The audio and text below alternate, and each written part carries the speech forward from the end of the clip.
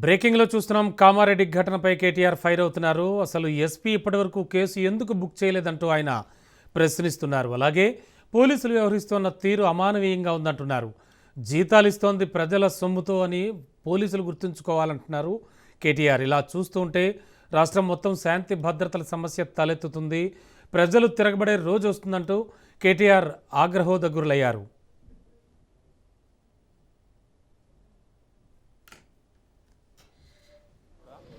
ఇంత క్రూరమైన కార్యక్రమం కాంగ్రెస్ పార్టీ నాయకులు చేసిన తర్వాత కూడా ఇవాళ ఇక్కడున్న ప్రభుత్వము, ఇక్కడున్న పోలీసులు నిజంగా కూడా వారు వ్యవహరిస్తున్న తీరు అత్యంత దారుణం, అత్యంత అమానవీయం. నేను పోలీసు వాళ్ళకు గుర్తు చేస్తా ఉన్నా, ముఖ్యంగా డీజీపీ గారికి, అదేవిధంగా సీనియర్ అధికారులుగా ఉండే ఐపీఎస్ అధికారులకు నేను గుర్తు చేస్తా ఉన్నా. అట్లాగే పోలీసు అధికారులు కింది స్థాయిలో ఉండేవాళ్ళు, వాళ్ళకు కూడా నేను గుర్తు చేస్తా ఉన్నా. మీకు జీతం ఇస్తున్నది, మీకు జీతాలు ఇస్తున్నది ప్రజల సొమ్ముతో తప్ప కాంగ్రెస్ పార్టీ సొమ్మో, రేవంత్ రెడ్డి ఇంట్లో సొత్తో మీకు జీతం ఇవ్వట్లేదు. ప్రజలు ఇచ్చే పైసలతోనే మీకు జీతాలు ఇస్తున్నది ప్రభుత్వం. కానీ ఈరోజు అదే ప్రజల ప్రాణాలు పోతుంటే, అదే ప్రజల ప్రాణాలు తీసే ప్రయత్నం కొంతమంది గూండాలు, రౌడీలు చేస్తుంటే మీరు ఈ రకంగా చేష్టలుడిగి చేతగాని వాళ్ళలాగా చూస్తూ ఉంటే ఇది పద్ధతి కాదు. ఇక మేము కూడా మీరు ఈ రకంగానే నిశ్చేష్టులుగా చూస్తుంటే, ఏ యాక్షన్ కూడా తీసుకోకుండా ఇట్లనే గమ్మున ఉంటే మరి మేము కూడా తిరగబడే రోజు వస్తుంది. రాష్ట్రం మొత్తంలో కూడా శాంతి భద్రతల సమస్య వస్తుంది. గుర్తుపెట్టుకోండి. ఇప్పుడు భారతి గారు ఇప్పుడు నిజంగా కూడా చాలా సీరియస్ కండిషన్లో ఉన్నారు. దాదాపుగా మొత్తం ఆమె పెల్విస్ బోన్స్ కానీ, మొత్తంగా యూరినరీ బ్లాడర్ కానీ మొత్తం పంక్చర్ అయిపోయిన పరిస్థితి, చాలా క్రిటికల్ గా ఉన్నారని చెప్పి డాక్టర్లు కూడా చెప్తా ఉన్నారు. సర్జరీలు ఒకటి కాదు 3 సర్జరీలు చేయాల్సి ఉంది. దాదాపు 3 వారాలు ఇక్కడే ఉండాల్సిన పరిస్థితి ఉన్నది. కాబట్టి ఖచ్చితంగా నేను ప్రభుత్వాన్ని డిమాండ్ చేస్తా ఉన్నా, మీరు వెంటనే స్పందించి ఏ కాంగ్రెస్ కార్యకర్తలైతే కిరాతకమైన ఈ పనికి ఒడిగట్టినరో వారిని అటెంప్ట్ మర్డర్ కింద ఒక్కరినే కాదు 4-5 కలిసి చేసినారు. ఇది చేసినవాడు ఒకడు, చేపించిన వాడు 4-5 ఉన్నారు. అందరినీ అటెంప్ట్ మర్డర్ కింద బుక్ చేయాలి, ఖచ్చితంగా కఠినంగా శిక్షించాలని డిమాండ్ చేస్తా ఉన్నాం. రెండవది, ఆ కుటుంబం ఇవాళ నష్టపోయి మొత్తం పిల్లా పాపతో సహా ఇవాళ హాస్పిటల్ ముందు దాదాపు 4 రోజులు ఇక్కడ ఉండే పరిస్థితి ఉన్నది. మొత్తం వైద్యానికి సంబంధించి మరి పార్టీ పరంగా మేము చూసుకుంటాము, కానీ ప్రభుత్వం కూడా ఆ కుటుంబానికి ఖచ్చితంగా సహాయం చేయాలి, నష్టపరిహారం ఇవ్వాలని చెప్పి కూడా మేము డిమాండ్ చేస్తా ఉన్నాం. దాంతో పాటు నేను ఇంకొక మాట కూడా ఈ రాష్ట్ర ప్రభుత్వానికి, ముఖ్యంగా రాష్ట్రంలో ఉండే పోలీస్ యంత్రాంగానికి చెప్తా ఉన్నా, మళ్లీ చెప్తా ఉన్నా. మేము 2 ఏళ్లైంది ఈ ప్రభుత్వం వచ్చి. మొన్న నల్లగొండ జిల్లాలో ఏ రకంగా దుర్మార్గంగా ఈ ప్రభుత్వం, ఈ పార్టీ, కాంగ్రెస్ పార్టీ వ్యవహారం చేసిందో, మా మల్లయ్య యాదవ్ గారిని అక్కడ మర్డర్ చేసి మొదటి విడత పోలింగ్ కంటే ముందే మర్డర్ చేయడం జరిగింది. నల్లగొండ నియోజకవర్గంలో ఒక సోదరుడు, ఒక బీసీ సోదరుడు, ఆయన కూడా నామినేషన్ వేస్తే నామినేషన్ వేయొద్దని బెదిరించి కొట్టి ఆఖరికి కిడ్నాప్ చేసి ఆయనకు మూత్రం దాగిచ్చారు. అయినా కూడా ఇంతవరకు కేసు పెట్టలేదు అక్కడ ఉండే పోలీస్ యంత్రాంగం. ఈ రకమైన అరాచకాలు ఏవైతే ఇవాళ రాష్ట్ర వ్యాప్తంగా జరుగుతున్నాయో, ఇటు కామారెడ్డి జిల్లా ఎల్లారెడ్డిలో గాని, అక్కడ సూర్యాపేట జిల్లాలో గాని, నల్లగొండ జిల్లాలో గాని, ఇవన్నీ కూడా గుర్తుపెట్టుకుంటున్నాము. ఇవన్నీ కూడా ప్రజలు కూడా గమనిస్తా ఉన్నారు. పోలీస్ యంత్రాంగాన్ని నేను మళ్లీ కోరుతున్నా, ఇప్పటికైనా స్పందించండి, మీ డ్యూటీ చేయండి. ఒకవేళ మీరు చేయని పక్షంలో మరి మేమే డ్యూటీ చేయాల్సి వస్తుంది. తప్పకుండా శాంతి భద్రతల సమస్య వస్తుంది. దాడికి ప్రతి దాడే సమాధానం అనుకుంటే మేము కూడా తెగబడాల్సి వస్తుంది. తిరగబడ్డప్పుడు మరి మీకే ఇబ్బంది అవుతుంది, గుర్తుపెట్టుకోమని చెప్పి కూడా కోరుతూ, రాష్ట్ర ప్రభుత్వాన్ని మళ్ళొక్కసారి నేను చెప్తా ఉన్నా, మరి రేపు మళ్లీ ఇంకో దశ ఎన్నికలున్నాయి. ఈ రకంగా ఆవేశాలకు లోనయ్యే విధంగా మీ కార్యకర్తలను మీరేదైతే రెచ్చగొడుతున్నారో ముఖ్యమంత్రి గారు మీ భాషతో ఇష్టం వచ్చినట్టు మాట్లాడుతూ, నోటికొచ్చిన దూషణలు మాట్లాడుతూ, ఇది మంచిది కాదు ప్రజాస్వామ్యంలో. ఇకనైనా సవరించుకోండి, లేకపోతే జరగబోయే పరిణామాలకు మీరే బాధ్యత వహించాల్సి ఉంటుందని చెబుతూ, భారతి గారి కుటుంబానికి, అదేవిధంగా గాయపడ్డ మిగతా కుటుంబాలకు కూడా వైద్య ఖర్చులు మొత్తం పార్టీ నుండే మేమే భరిస్తాము. తప్పకుండా ప్రతి కార్యకర్తకు కూడా పార్టీ అండగా ఉంటుందని చెప్పి కూడా మరొక మాట చెబుతూ అట్లాగే మా నాయకులు, కార్యకర్తలకు కూడా నా విజ్ఞప్తి, నా ప్రార్థన, దయచేసి మీరు సంయమనం పాటించండి. కానీ సందర్భం వచ్చినప్పుడు అవసరమైతే అందరికంటే ముందుండి మేమే ఉండి, అవసరమైతే డీజీపీ ఆఫీస్ ముట్టడికి కూడా పిలుపునిస్తాం, అవసరమైతే ప్రతి ఎస్పీ కార్యాలయం ముట్టడికి కూడా పిలుపునిస్తాం. వదిలిపెట్టం. దయచేసి ఎవరు ధైర్యం సడలకుండా ఉండాలని చెప్పి కూడా కోరుతూ, వారికి అండగా నిలబడ్డ మా కార్యకర్తలు మా నాయకులందరికీ కూడా ధన్యవాదాలు. వారి ప్రాణాలు కాపాడుకోవడం మీద దృష్టి పెట్టుకుందాం. ఆ తర్వాత మిగతా కార్యక్రమాలు చేద్దాం. తప్పకుండా ఎస్పీ గారితో డీజీపీ గారితో అందరితో కూడా పార్టీ డెలిగేషన్ పోయి మాట్లాడుతుంది. ఒక్కరు కూడా ఇందులో మిగలకుండా ఎవరెవరైతే దాడి చేసినారో అందరూ అరెస్ట్ అయ్యేదాకా అందరికి శిక్ష పడేదాకా వదిలిపెట్టం, న్యాయ పోరాటం కూడా చేస్తామని చెప్పి కూడా తెలియజేసిన తర్వాత కూడా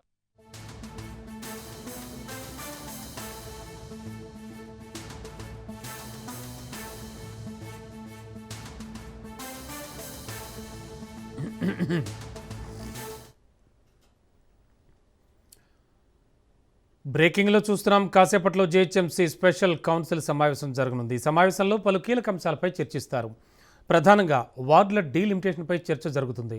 వార్డుల డీలిమిటేషన్ ప్రిలిమినరీ నోటిఫికేషన్ను సభలో ప్రవేశపెట్టనున్నారు అధికారులు.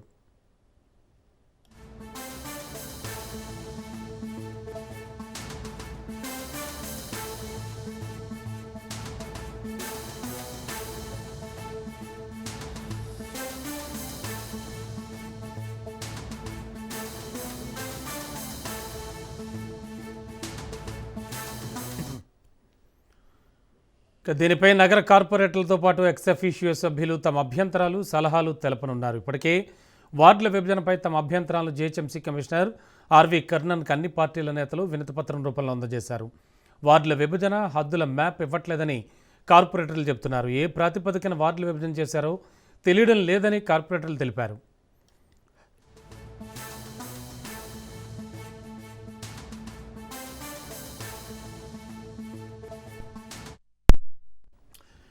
వార్డుల జనాభాలో భారీ వ్యత్యాసం ఉందని నేతలు చెప్పుకొస్తున్నారు. కార్పొరేటర్లు, ఎక్స్-అఫీషియో సభ్యుల అభ్యంతరాలు, సూచనలు పరిగణనలోకి తీసుకుని ఫైనల్ నోటిఫికేషన్ విడుదల చేస్తామని అధికారులు వివరించారు. ఈ నేపథ్యంలో స్పెషల్ కౌన్సిల్ సమావేశం జేహెచ్ఎంసీ వద్ద భారీగా భద్రత పెంచారు. వార్డుల విభజనపై ఆందోళనకు బీజేపీ, బీఆర్ఎస్, మజ్లిస్ కార్పొరేటర్లు పిలుపునిచ్చారు.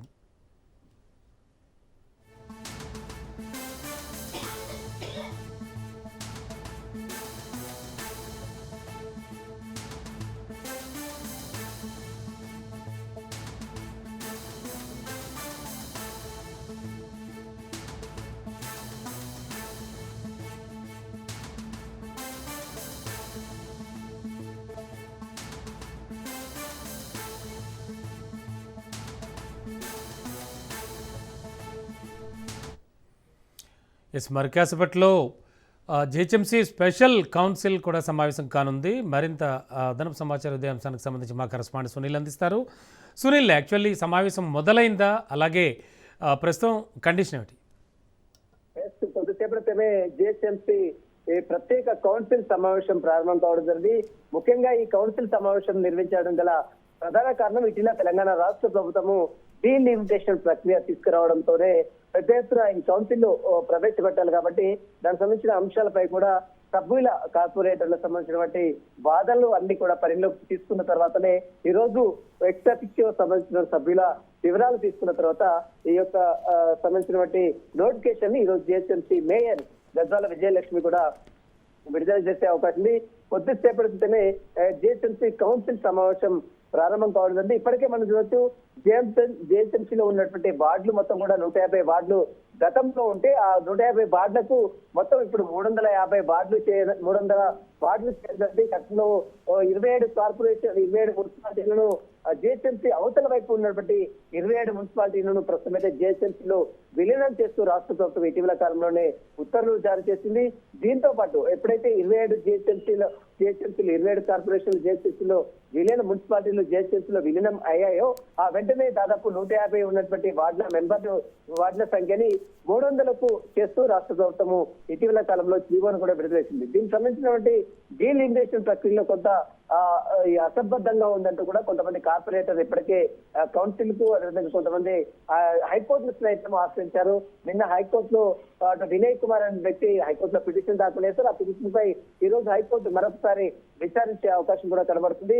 ఇక ఇప్పటికే ఎక్స్-అఫీషియో సంబంధించిన తరఫున సభ్యులు, ఎమ్మెల్యేలు, మాజీ మంత్రులు, మాజీ ఎమ్మెల్సీలు కూడా ఇప్పటికే కౌన్సిల్ సమావేశానికి హాజరు కానుంది. ఏ ప్రాతిపదికన వార్డుల విభజన జరిగేందో ఈ కౌన్సిల్ లో పూర్తిగా చర్చించి ఒక నిర్ణయం కూడా తీసుకునే అవకాశం ఉంది. వార్డుల విభజన సంబంధించిన అంశాలతో పాటు బౌండరీస్ ఏదైతే ఒక పరిధి, ఉదాహరణకు బాగుంపల్లి నుంచి అదేవిధంగా చిక్కడపల్లి డివిజన్ లో కలిసింది, అంతకుముందు రామనగర్ డివిజన్ లో ఉండేది. కానీ ఇప్పుడు దాన్ని చిక్కడపల్లి డివిజన్ లో కలపడాన్ని అభ్యంతరాలు వ్యక్తం చేస్తూ ఇప్పటికే హైకోర్టులో సైతం పిటిషన్ దాఖలు కావడం. వీటన్నిటికి సంబంధించిన వార్డుల విభజనకు సంబంధించిన అంశాలతో పాటు బౌండరీస్ సంబంధించినటువంటి విషయాలపై కూడా ఈ కౌన్సిల్ లో పూర్తిగా చర్చించి నిర్ణయం కూడా తీసుకునే అవకాశం ఉంది.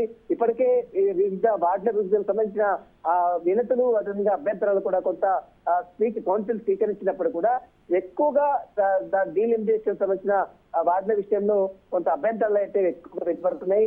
మరి ఈ రోజు కౌన్సిల్ సమావేశంలో రసాబసగా సాగే అవకాశం కనబడుతుంది. ఎందుకంటే చాలా వరకు కొంత గతంలో ఉన్నటువంటి వార్డు ఇప్పుడు వేరే వార్డుకు షిఫ్ట్ అయింది కాబట్టి ఆ గతంలో ఉన్నటువంటి వార్డు మెంబరు ఇప్పుడు ఏ వార్డులో పోటీ చేయాలి, ఏ వార్డుకు అతను ప్రచారం చేయాలనేది కొంత తికమక కూడా తలెత్తినటువంటి అంశాలు బాగా తెర మీదకి వచ్చాయి. కాబట్టి వాటికి సంబంధించిన అందరూ కౌన్సిల్ ఏ రకంగా తెరతీస్తుందని మాత్రం చూడాల్సిన ఇప్పటికే తలసాని శ్రీనివాస్ యాదవ్ కావచ్చు, చాలా మంది ఎమ్మెల్యేలు, కాలేరు వెంకటేష్ కావచ్చు, చాలా మంది ఎమ్మెల్యేలు ఇప్పటికీ కౌన్సిల్ ఎక్స్పర్టీషియలో సభ్యులందరూ కూడా ఇప్పటికే అటెండ్ గా ఉంటుంది. ఈ అందరి చర్చించిన తర్వాత అంటే వార్డులకు సంబంధించి కార్పొరేటర్లకు సంబంధించిన వివరాలతో పాటు అదేవిధంగా సంబంధించినటువంటి వార్డు విభజనకు సంబంధించిన అంశాలన్నీ కూడా పూర్తిగా చర్చించిన తర్వాత కౌన్సిల్ నోటిఫికేషన్ కూడా విడుదల చేసే అవకాశం. ప్రస్తుతం అయితే కౌన్సిల్ సమావేశం మాత్రం ప్రారంభం కావట్లేదండి. Ramana. Okay, thank you Sunil.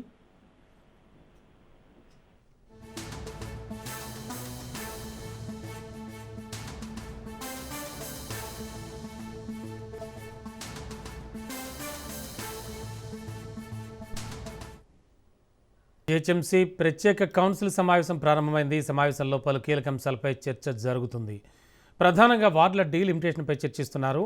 వార్డుల డీలిమిటేషన్ ప్రిలిమినరీ నోటిఫికేషన్లో ఈ సభలో ప్రవేశపెడతారు.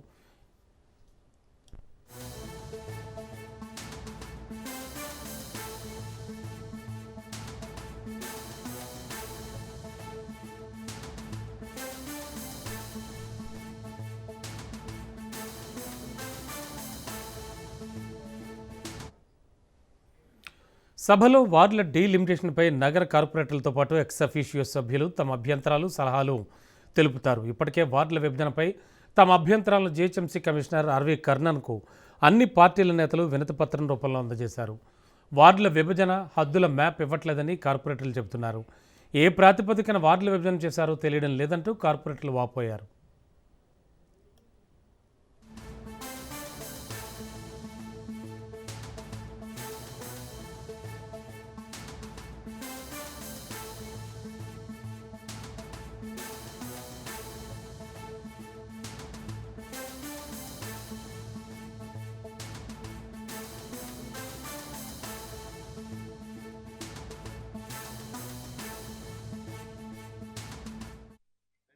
రెండు నెలలు టర్మ్ ఉంది. ఇప్పుడు వాళ్ళు రిప్రజెంటేషన్ తీసుకొని ఎక్కడెక్కడ వర్కులు, వర్షాలు పడ్డాయి, రకరకాల ఇబ్బందులు ఉన్నాయి. వాళ్ళు ఇప్పుడు పోయి అడిగితే ఇన్ఛార్జ్ మినిస్టర్ సంతకం పెట్టాలన్నట్ట. ఓకే, పెట్టిపోయండి. కానీ మరి వాళ్ళు ఎప్పుడు వాళ్ళకు లాస్ట్ అవకాశమే కదా. దాన్ని మళ్ళీ టెండర్ ప్రాసెస్ ఎప్పుడైతుంది, వాళ్ళ ఫౌండేషన్ ఎప్పుడు వేయాలి, ఇవన్నీ కూడా మీరు దృష్టిలో పెట్టుకోమని చెప్తున్నా. కాబట్టి నేను మీకు దయచేసి గవర్నమెంట్ ఎప్పుడైనా ఒక మంచి నిర్ణయం తీసుకుంటే మేము వెంటనే అపోజ్ చేయం అధ్యక్ష. వెంటనే అపోజ్ చేయవలసిన అవసరం కూడా మాకు లేదు.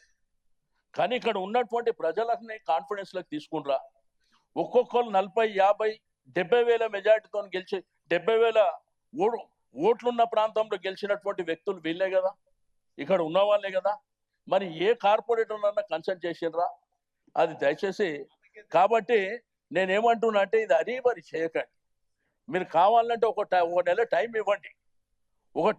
నెల టైం ఇచ్చి అధికారులను కూడా ప్రజాప్రతినిధులతో పాటు అక్కడ ఉన్న బస్తీ సంఘాలు, గేటెడ్ కమ్యూనిటీ కాలనీస్తోని ఫిజికల్గా వాళ్ళు సర్వే చేయమని చెప్పండి.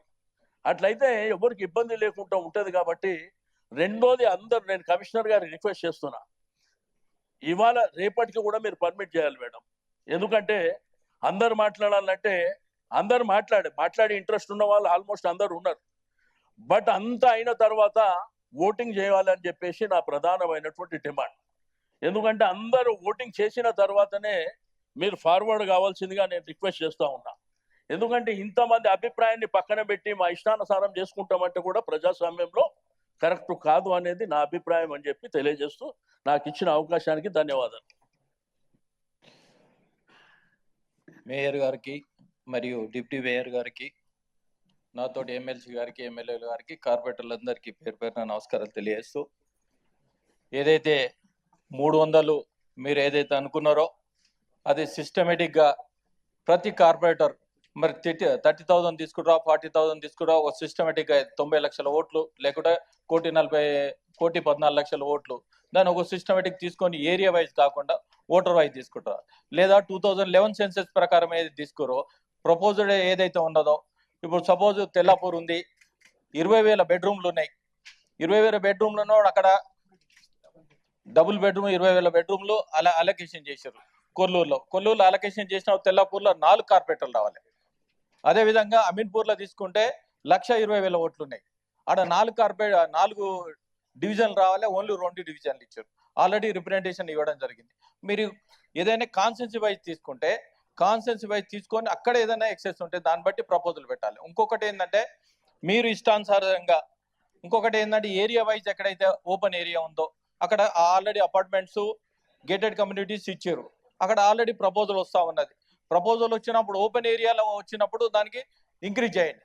లేదా గ్లోబలైజేషన్ తీసుకొని దాన్ని బట్టి చేస్తూ ఉంటే ఒక సిస్టమేటిక్, ఎందుకంటే ఇప్పటి వరకు చెప్పినప్పుడు ప్రతి కార్పొరేటర్కు ఇచ్చేసి ఏ డివిజన్లో అయితే ఉందో, ఎక్కడైతే కంపాక్ట్ ఉందో అక్కడ ఇంక్రీజ్ కాదు. ఇంక్రీజ్ కానప్పుడు ఏరియా వైజ్ కాకుండా పాపులేషన్ వైజా లేకుంటే ఓటర్ వైజా, దాన్ని బట్టి ప్రపోజల్ తీసుకుంటే. ఇంకోటి ఏంటంటే 2026 జనగణన వస్తుంది, దాన్ని బట్టి తీసుకుంటే. ఎందుకంటే 2011 సెన్సెస్ ప్రకారం తీసుకున్నప్పుడు 2018లో ఏదైతే మున్సిపాలిటీస్ అయినాయో చాలా ఇండ్లకు పర్మిషన్ ఇచ్చారు, చాలా ఇండ్లు అయినాయి. సపోజ్ ఇప్పుడు అమీన్పూర్లో తీసుకుంటే 65,000 ఇండ్లు అయినాయి, తెల్లాపూర్లో తీసుకుంటే 60,000 ఇండ్లు అయినాయి. ఇంక్రీజ్ ఏంటంటే తెల్లాపూర్లో 5 గ్రామ పంచాయతీలు మెర్జ్ అయినాయి, అమీన్పూర్లో 8 గ్రామ పంచాయతీలు మెర్జ్ అయినాయి. ఇవి పాపులేషన్ తీసుకుని పాపులేషన్ ప్రకారం చేసుకుంటే పడంచేరులో 13 కార్పొరేటర్లు అవుతాయి. ఆ విధంగా మీరు డివిజన్ ప్రకారం ఏది ఓటర్స్ ప్రకారం ఆ విధంగా చేయాలి. ఎందుకంటే రిప్రజెంటేషన్ కూడా నేను కమిషనర్ గారికి ఇచ్చినాను, ఆ విధంగా చేయాలి. ఇంకోటి ఏంటంటే మా అందరి ఒపీనియన్ ఏంటంటే ఏదైతే ఉందో ఇప్పుడు వీళ్ళందరు కార్పొరేటర్స్, ప్రతి కార్పొరేటర్ ఏ డివిజన్ అయితే మెర్జ్ అయిందో, ఏ డివిజన్ మెర్జ్ కాలేదో దాన్ని సైంటిఫిక్ గా తీసుకొని, ఎందుకంటే అఖిలపక్షం వేసేసి దాన్ని ఒక సిస్టమేటిక్ చేసుకుంటే రాబోయే రోజుల్లో చాలా బాగుంటుంది. ఇది ఎందుకంటే ఇది ఒక్కసారి డివిజన్ అయిన తర్వాత డిడెంట్ చేంజ్ కాకుంటుంది. ఈ చేంజ్ కాకున్నప్పుడు, డివిజన్ కాకున్నప్పుడు ఒక ప్రపోజనల్ గా సైంటిఫిక్ గా తీసుకోండి. సైంటిఫిక్ గా తీసుకున్నప్పుడు ఏంటంటే కొంత గూగుల్ మ్యాప్ తోని ఏదైతే తీసుకుర్రో అది కాకుండా ఎక్కడైతే ప్రాక్టికల్ గా తీసుకుంటే వాళ్ళందరూ వచ్చేసి దాని ప్రపోజల్ చేస్తే బాగుంటుంది. అదేవిధంగా ఏదైతే ఉందో వీళ్ళకు కూడా టైం ఇచ్చేసి మీరు 2 నిమిషాలు కూడా 5 నిమిషాలు టైం ఇచ్చేలా ఒపీనియన్ తీసుకొని చేయాలని కోరుతా ఉన్నాను. నాగేందర్ గారు. మేడం, మేయర్ గారికి, డిప్యూటీ మేయర్ గారికి, సహచర శాసనసభ్యులకి, శాసన మండలి సభ్యులకి, కార్పొరేటర్స్కి, అదేవిధంగా కమిషనర్ గారికి, అధికారులకి, అనధికారులకి, మీడియా సోదరులకి అందరికీ నమస్కారాలు తెలియజేసుకుంటూ, ప్రధానంగా 2-3 అంశాలు ఇప్పటికే గత 10 రోజుల నుంచి చర్చలు జరుగుతూ ఉన్నాయి. ఈ డీలిమిటేషన్ ప్రాసెస్ మొదలైనప్పటి నుండి చాలా మంది కార్పొరేటర్స్ లో ఒక ఆవేదన, ఆందోళన మాత్రం ఉంది. కాకపోతే ఎప్పుడన్నా ఏదైనా ప్రాసెస్ జరిగినప్పుడు ముందు ఇచ్చేటువంటి సమాచారం కార్పొరేటర్స్ గాని ఉంది. కానీ ఒక మాట నేను శ్రీనివాస్ యాదవ్ గారితో విభజించదలుచుకున్నాను. గతంలో కూడా 200 డివిజన్స్ చేసినప్పుడు, కార్పొరేషన్ మెర్జ్ చేసినప్పుడు ఎవరికి సమాచారం లేదు. సెక్రటరియట్ లో కూర్చొని జీవో మాత్రం వచ్చింది, ఆ జీవో కాపీ మాత్రమే మాకు వచ్చింది. We are not aware about those GO. ఇది సో జరిగింది గతంలో కూడా అలాంటి. I have this copy. So గతంలో కూడా జరిగాయి. సో ఎందుకంటే ఇప్పుడు ఈ హైదరాబాద్ సిటీ ఒక విశ్వనగరంగా మరి గుర్తింపు పొంది ఇప్పటికే గౌరవ ముఖ్యమంత్రి గారు ఈ రాష్ట్రాన్ని 2047కి 3 ట్రిలియన్ ఎకానమీకి చేర్చాలని ప్రయత్నంలో భాగంగా ఇప్పుడు హైదరాబాద్ లో ఉన్నటువంటి మున్సిపాలిటీస్ మరి సరౌండింగ్ లో ఉన్నటువంటి మెర్జ్ చేసినప్పుడు తప్పకుండా ఇది గ్లోబల్ సిటీగా గుర్తింపబడుతుంది. ఇప్పుడే అందరు చెప్పారు, దీన్ని వెల్కమ్ చేస్తున్నారని. అందరు కూడా వెల్కమ్ చేస్తాం. కానీ సైంటిఫికల్ గా చేశారా లేదా అనేది ఒక ఆవేదన మాత్రం ఉంది. దీన్ని చేయడానికి మీరేమో డెడ్ లైన్ ప్రాసెస్ కమిషనర్ గారు మాట్లాడుతూ 17th కి డెడ్ లైన్ పెట్టారు. సో మరి ఇది ప్రిలిమినరీ నోటిఫికేషనే కాబట్టి ప్రిలిమినరీగా నోటిఫికేషన్ ఇచ్చినప్పుడు is there any possibility to extend the date? ఎందుకంటే ఇంకా వాళ్ళకి ఎవరికి ఏం లేదు, ఓన్లీ టోపోగ్రఫికల్ గా వచ్చినటువంటి ఇది చూసినట్టయితే మేము గూగుల్లో కూడా తీసాము. చూస్తే ఏమైంది, ఈడ డెన్సిటీ ఉన్నటువంటి ప్రాంతాలు వేరే ఉన్నాయి, కోర్ ఏరియాలో ఉన్నటువంటి దీనికి చాలా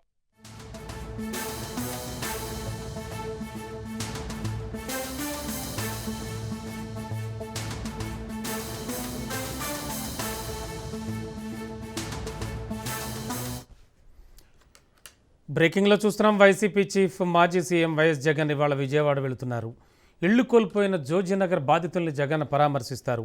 భవానీపురం జోజీనగర్కు చెందిన 42 ప్లాట్లకు చెందిన బాధితులు ఇటీవల వైఎస్ జగన్ కలిశారు. తమ ఇళ్లను అన్యాయంగా కూల్చేశారంటూ ఆవేదన వ్యక్తం చేశారు. వీరికి అండగా ఉంటానని వైఎస్ జగన్ భరోసా ఇచ్చారు. ఇందులో భాగంగా ఇళ్లు కూల్చిన ప్రాంతాన్ని వైఎస్ జగన్ పరిశీలించనున్నారు. అనంతరం బాధితుల్ని పరామర్శిస్తారు.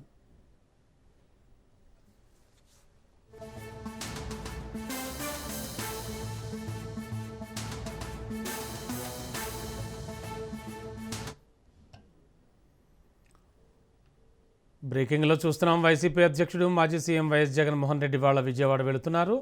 ఇళ్లు కోల్పోయిన జోజీనగర్ బాధితుల్ని జగన్ పరామర్శిస్తారు. భవానీపురం జోజీనగర్కు చెందిన 42 ప్లాట్లకు చెందిన బాధితులు ఇటీవల వైఎస్ జగన్ కలిశారు. తమ ఇళ్లను అన్యాయంగా కూల్చేశారంటూ ఆవేదన వ్యక్తం చేశారు. వీరికి అండగా ఉంటానని వైఎస్ జగన్ భరోసా ఇచ్చారు. ఇందులో భాగంగా ఇళ్లు కూల్చిన ప్రాంతాన్ని వైఎస్ జగన్ ఇవాళ పరిశీలిస్తారు. అనంతరం బాధితులను పరామర్శిస్తారు.